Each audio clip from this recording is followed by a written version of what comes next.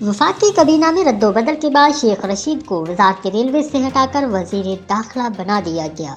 जुमा को वफाकी कबीना में बड़ी सतह पर रद्दोबदल की गई है और वफाकी वजीर शेख रशीद से वजारत रेलवे का मनसब लेकर वजीर दाखिला बना दिया गया है। इनकी जगह वजारत रेलवे आजम सवाती को दे दी गई है। एजाज शाह से वजीर दाखिला का कलमदान लेकर इन्हें वजीर इसदाद मंशियात का मनसब दिया गया है। इससे पहले वजारत मंशियात का मनसब आजम सवाती के पास था।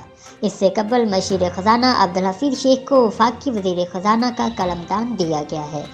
ज़राए के मुताबिक हफीज़ शेख के बाद मशीर तजारत अब्दुर्रज़ाक दाऊद और मामले खसूसी बाइसेंस डॉक्टर फैसल सुल्तान को भी 6 माह के लिए वफाकी वज़ीर बनाया जा सकता है। वाज़ेह रहे कि वज़ीर आज़म आइन के आर्टिकल 91 के तहत किसी गैर मुल्की शख्स को 6 माह के लिए वफाकी वज़ीर मुकर्रर कर सकते हैं। अब्दुल हफीज़ शेख, अब्दुर्रज़ाक दाऊद और डॉक्टर फैसल सुल्तान को मार्च 2021 में सेंटर बनाए जाने का इम्कान है। सेंटर मुंतखब होने के बाद तीनों मशीर वफाकी वज़ीर बन सकते हैं। दूसरी जानब वज़ीर आज़म इमरान खान की ज़ेर सदारत पार्टी रहनुमाओं का इजलास हुआ, जिसमें मुल्क की मौजूदा सियासी और माशी सूरत हाल पर मुशावरत की गई।